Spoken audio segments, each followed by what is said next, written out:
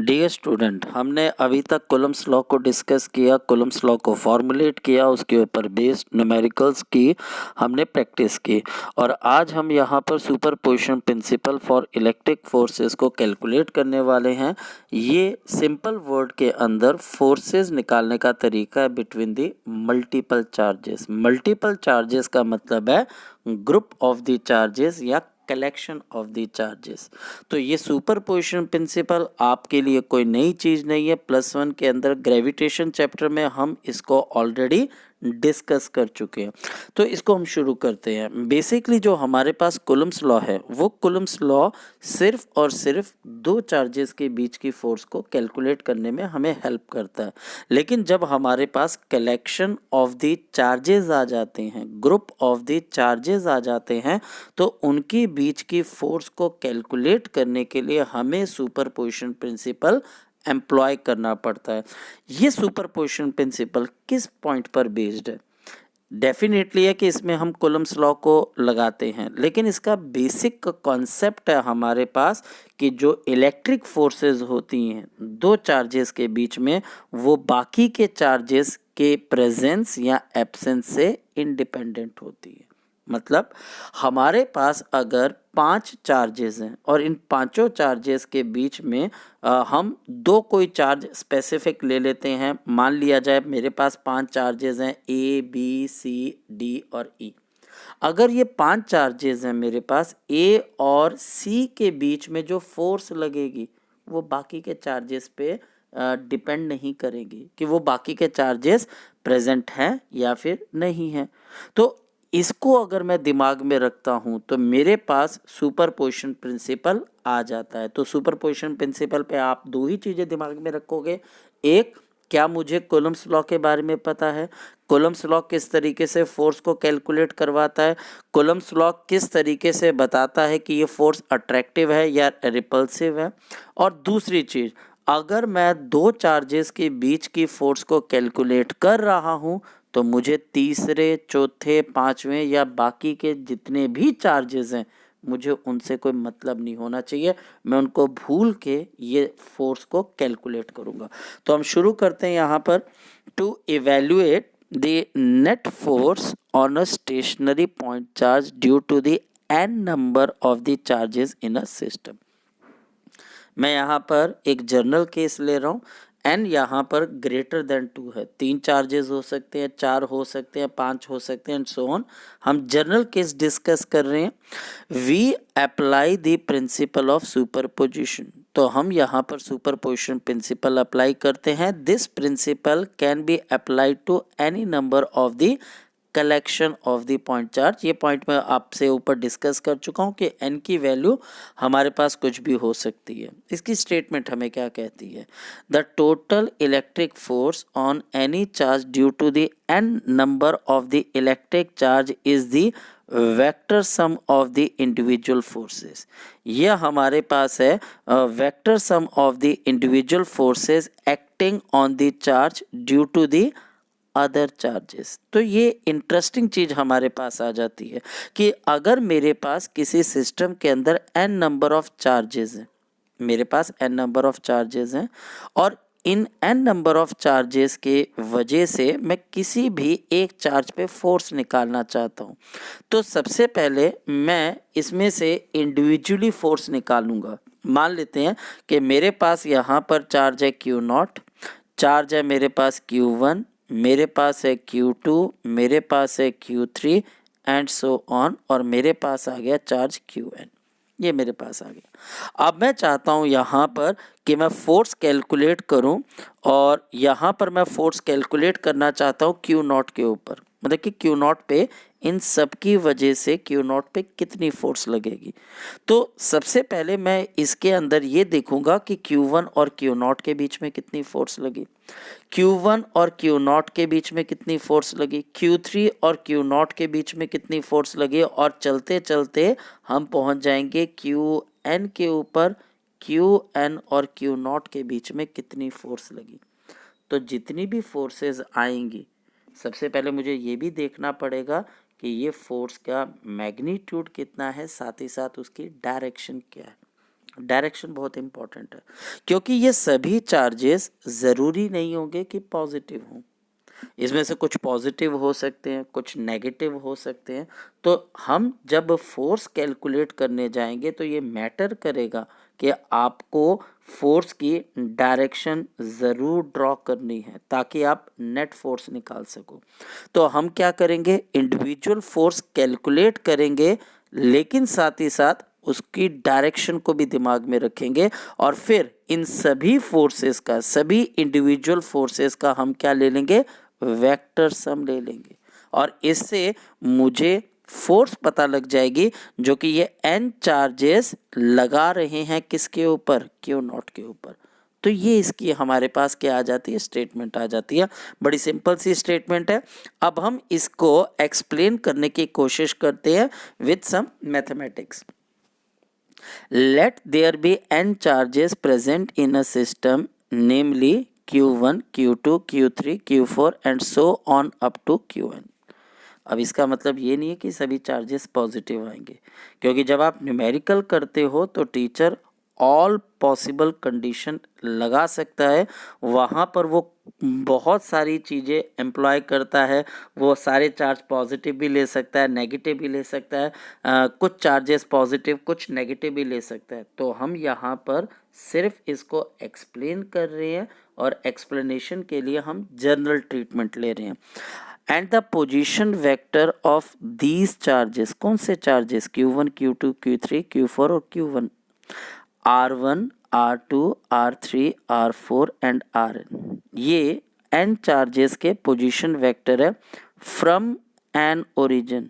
ये सारे के सारे पोजीशन वेक्टर एक ओरिजिन से हमने मेज़र किए हैं where Q naught charge is placed. तो हमारे सामने पिक्चर क्लियर हो जाती है। हमारे सामने यहाँ पर पिक्चर क्या क्लियर हो जाती है कि कोऑर्डिनेट सिस्टम के अंदर हमारे पास एक Q नॉट चार्ज प्लेस्ड है। तो ये Q नॉट चार्ज को हमने ओरिजिन पे रख दिया है। ये हमारे पास यहाँ पर ओरिजिन पे है, और R1 डिस्टेंस पे Q1 चार्ज है, R2 डिस्टेंस पे Q2 चार्ज है, हमारे पास R3 डिस्टेंस के ऊपर हमारे पास Q3 चार्ज है, और ऐसे करते करते हमारे पास Rn डिस्टेंस के ऊपर Qn चार्ज है। ये सारे डिस्टेंस ओरिजिन से मेजर किए जा रहे हैं, और जो हमारे पास Q नॉट चार्ज है वो ओरिजिन पे ही प्लेस्ड है। तो क्या होगा, अगर मैं ये बोलूं कि Q1, Q2 और Q3 और ये सारे के सारे चार्जेस Q नॉट पे फोर्स एक्सर्ट कर रहे हैं, तो मैंने पहले ही आपको बता चुका हूँ ये जनरल ट्रीटमेंट है। मैं Q नॉट को भी पॉजिटिव मानूंगा, बाकी सबको भी पॉजिटिव मानूंगा। तो ये सभी चार्जेस Q1 से लेके Qn तक Q नॉट को रिपेल करेंगे।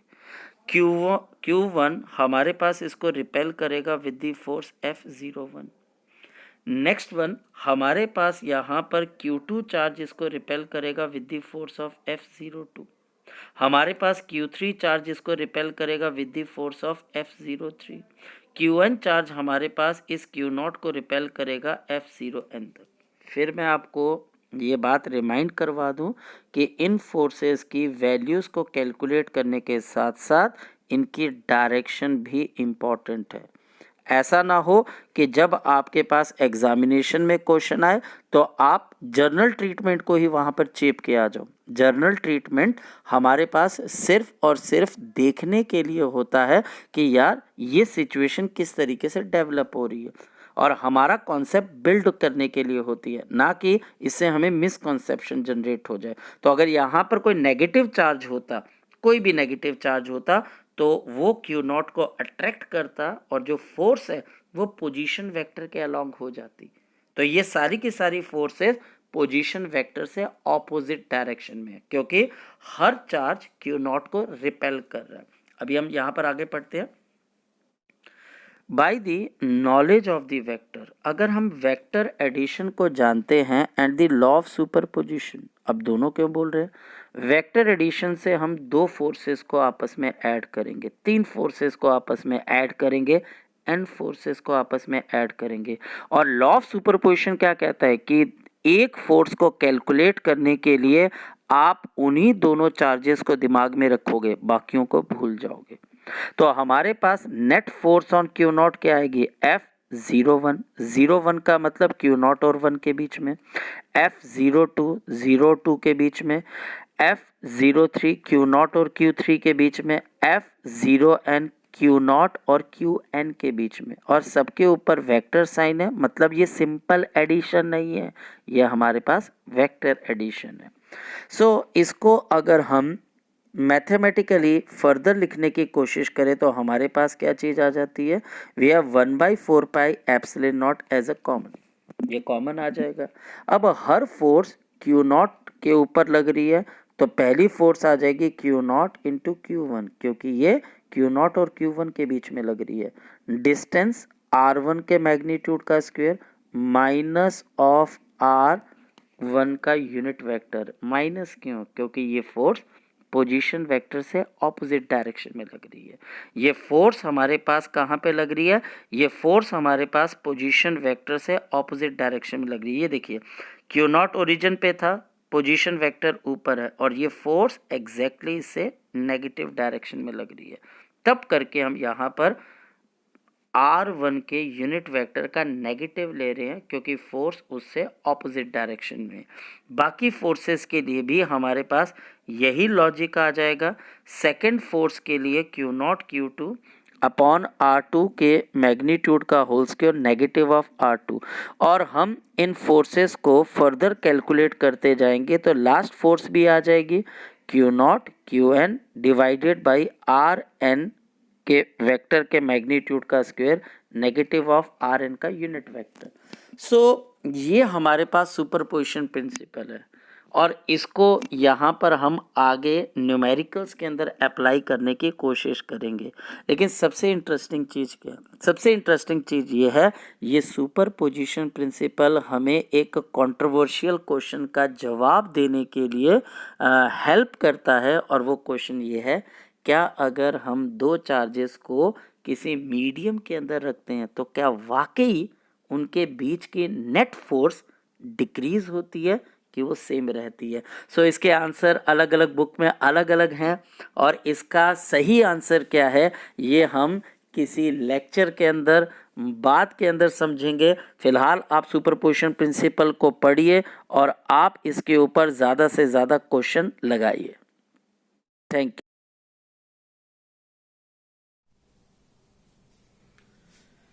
So student, we have another problem based on the superposition principle.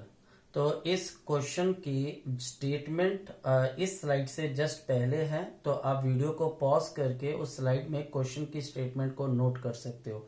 सो हमारे पास क्वेश्चन मैं आपके लिए एक बार पढ़ देता हूं। Consider the three charges plus Q and minus Q R placed on the vertices of an equilateral triangle. Diagram से भी समझ में आ जाएगा कि मेरे पास यहाँ पर तीन चार्जेस हैं, प्लस क्यू और माइनस क्यू, जो कि इक्विलेटरल ट्रायंगल के वर्टिसेस पे प्लेस किए गए हैं of the side a metre. इस इक्विलेटरल ट्रायंगल की साइड कितनी है, ए मीटर है। Find the net force on the charge minus Q. तो मुझे माइनस क्यू पे इन दोनों चार्जेस की वजह से लगने वाली इलेक्ट्रोस्टैटिक फोर्स का नेट रिजल्टेंट फोर्स निकालना है, लॉ ऑफ सुपरपोजिशन निकालना है, यानी कि जो दो इंडिविजुअल फोर्सेस आएंगी उनकी वेक्टर एडिशन करके नेट फोर्स निकालने में। तो स्टार्ट करते हैं हम। सो सबसे पहले minus Q is the charge जिसको हम स्टडी कर रहे हैं। तो माइनस क्यू को ये पॉजिटिव चार्ज अपनी तरफ क्या करेगा, तो डेफिनेटली अट्रैक्ट करेगा। Let this force B denoted by F A, attractive force है। सो हमारे पास यहाँ पर ये अट्रैक्टिव फोर्स का मैग्नीट्यूड कितना आ जाएगा, 1/4 pi epsilon not Q square upon A square. जब आप कूलम लॉ की, कूलम फोर्स की एक्सप्रेशन को लिखते हैं, मैग्नीट्यूड लिखते हैं, तो नेगेटिव साइन को कंसीडर नहीं करते हैं। सो ये ऐसे ही हमारे पास इस नेगेटिव चार्ज को ये पॉजिटिव चार्ज अट्रैक्ट करेगा। अगर ये अट्रैक्ट करेगा तो ये फोर्स आपके पास आ जाएगी सी के ऊपर due to the charge on B. तो ये हमारे पास फोर्स किसके बराबर आ गई, एफ बी के बराबर। एफ ए प्लस क्यू जो कि ए पे रखा हुआ है, एफ बी प्लस क्यू जो कि बी पे रखा हुआ है। और एफ बी का मैग्नीट्यूड किसके बराबर है, this is 1/4 pi epsilon not Q square upon A square, और मैं इसको मान लेता हूं सेकेंड। तो क्या चीज पता लगी? पहली चीज ये पता लगी कि F A is equal to F B is equal to F. कहने का मतलब इन दोनों फोर्सेस का हमारे पास मैग्नीट्यूड क्या है? सेम है। तो डायरेक्शन भले ही अलग है लेकिन मैग्नीट्यूड हमारे पास सेम है। और ये दोनों फोर्सेस के बीच का एंगल हमारे पास कितने के बराबर है? 60 डिग्री के बराबर है।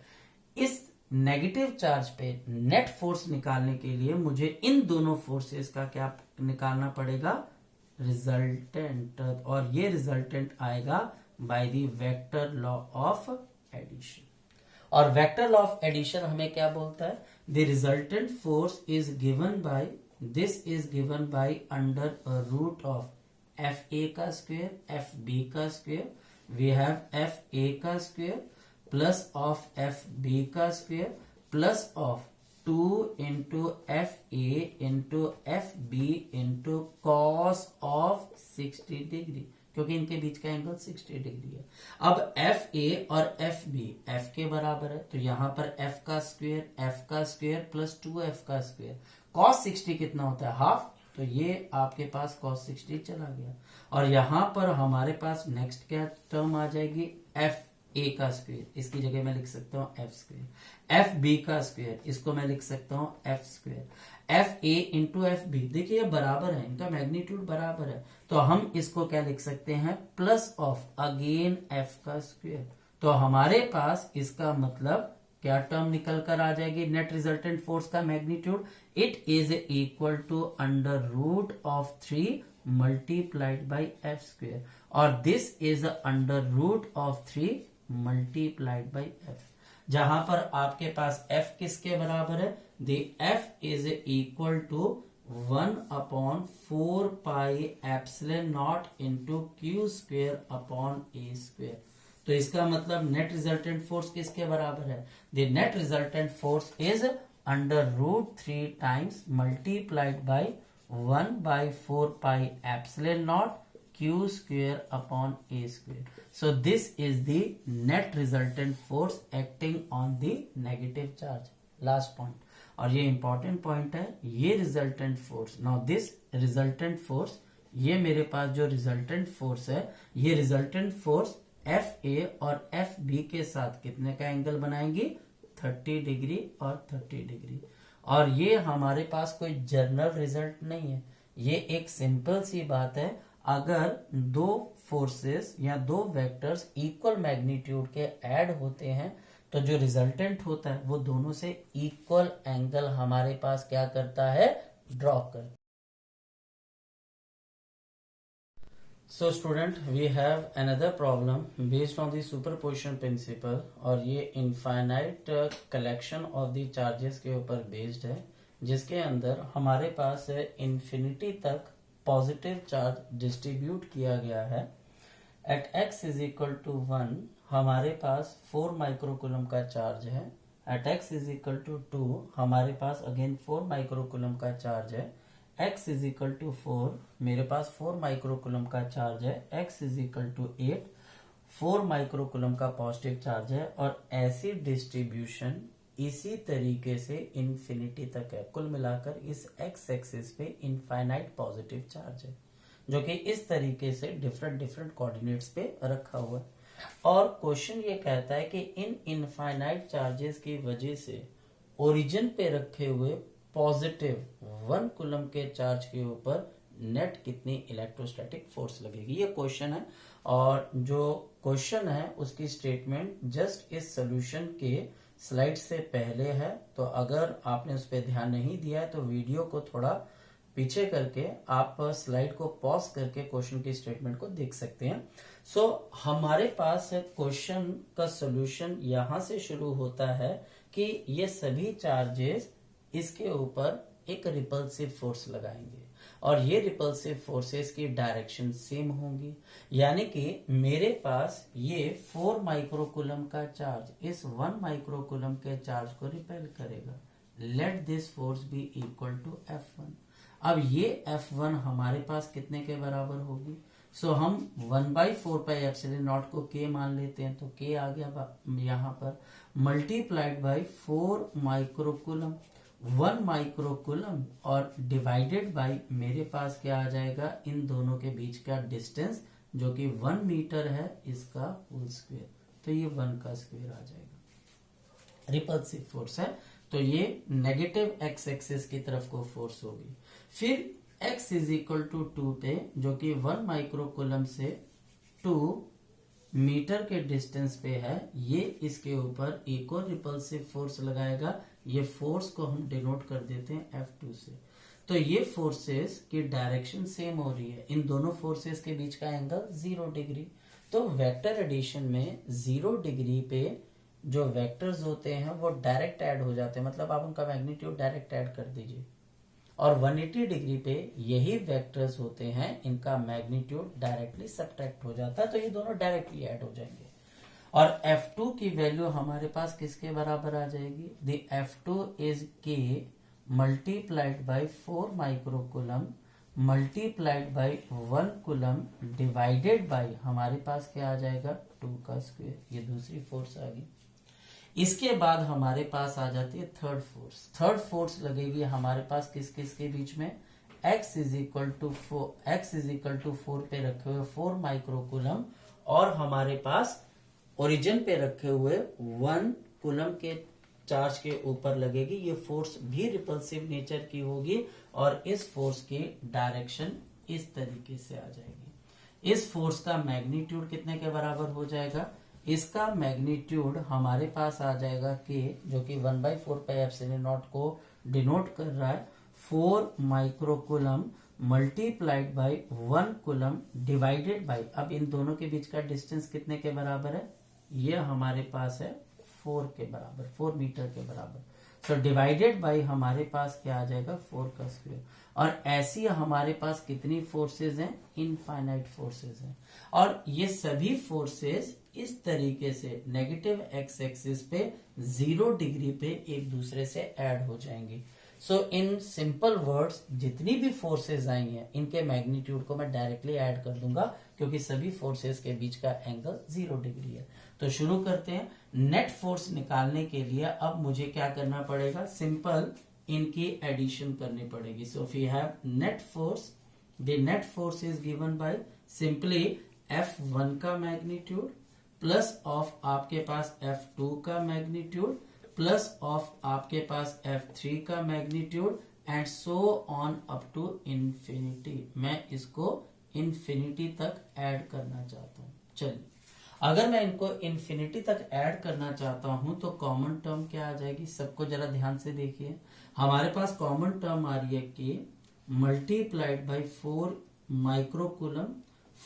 माइक्रोकूलम और अब अंदर की तरफ जो टर्म सरवाइव करेंगी वो हमारे पास कौन कौन सी होंगी। पहली टर्म मेरे पास आएगी 1/1 का स्क्वायर। मेरे पास सेकंड टर्म क्या आ जाएगी, 1/2 का स्क्वायर। अब मेरे पास थर्ड टर्म क्या आ जाएगी, अब मैं इसको यहां पर मिटा सकता हूं क्योंकि ये आप चीज समझ चुके हैं कि हम फोर्सेस को कैसे कैलकुलेट कर चुके हैं। सो हमारे पास नेक्स्ट टर्म क्या आ जाएगी, the next term will be 1/4 का square and so on up to infinity. अब अगर हम ध्यान से देखें तो ये अंदर वाली टर्म एक सीरीज बनती है जिसको हमने इंफिनिटी तक आपस में ऐड करना है। सो हमारे पास k की वैल्यू 9 इंटू 10⁻⁹ इंटू 4, तो ये हमारे पास यहां पर आ जाएगा, this will be 36 multiplied by 10⁻3। 9 multiplied by 4 36, 10⁻9 10⁻⁻6, तो ये 3 आ जाएगा। इसके बाद अंदर टर्म कौन सी बचती है, 1 plus 1/4 plus 1/16 and so on up to infinity. ये टर्म अब हमारे पास आ गई। अब पहली जो टर्म है हम इसको एज इट इज रखते हैं। अब दूसरी टर्म क्या कौन सी टर्म आई है हमारे पास, कौन सी सीरीज आई है, ये सीरीज हमारे पास आती है ज्योमेट्रिकल प्रोग्रेशन। तो ये हमारे पास ज्योमेट्रिकल प्रोग्रेशन है जो कि इंफिनिटी तक आपके पास जा रही है। इस ज्योमेट्रिकल प्रोग्रेशन को अगर हम देखें, इसको सिंपल वर्ड में या कॉमन लैंग्वेज में हम बोलते हैं कि ये जीपी है। ये हमारे पास यहाँ पर जीपी है और इस जीपी की कॉमन रेशो किसके बराबर है, जिसको आप कॉमन रेशो स्मॉल आर से भी रिप्रेजेंट करते हैं, इसकी कॉमन रेशो हमारे पास है 1/4। जिन बच्चों को निकालनी नहीं आती वो सिंपली कोई भी आसपास की दो टर्म के अंदर कॉमन मल्टीपल देख ले, तो कॉमन मल्टीपल से पता लग जाता है 1 इंटू 1/4 1/4, 1/4 इंटू 1/4 क्या होता है 1/16। तो यहाँ पर कॉमन रेशो कितने के बराबर है 1/4, सबके बीच की कॉमन रेशो 1/4 है। और इसकी सम जो होती है, इस सीरीज का जो सम होता है वो हमारे पास दिया जाता है a divided by 1 minus of common ratio. So यहां पर अगर मैं a की जगह देखता हूं तो फर्स्ट टर्म आ जाएगी, तो ये मेरे पास आ जाएगा 1 एंड डिवाइडेड बाय 1 माइनस 1/4। तो ये मेरे पास यहां पर इसका सम आ गया। इसके सम को अगर हम कैलकुलेट करते हैं तो ये कितने के बराबर आ जाएगा, अगर हम इसके सम को कैलकुलेट करते हैं तो ये कुछ इस तरीके से आ जाएगा। We have the sum given by 1 divided by, अब हमारे पास नीचे आएगा 4 माइनस 1 और जो 4 है वो आपके पास ऊपर चला जाएगा, दिस विल बी 4/3।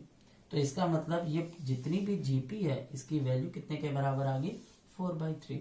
देयरफॉर अब जो हमारे पास नेट फोर्स आएगी वो किसके बराबर है, the net force will be 36 multiplied by 10⁻³ multiplied by हमारे पास कितना आ जाएगा 4/3। या फिर इसको और हम किस तरीके से कर सकते हैं, इसको डिवाइड करेंगे तो 12 आ जाएगा, 12 into 4 48। So this is 48 into 10⁻³ Newton. So a very simple approach by the principle of superposition.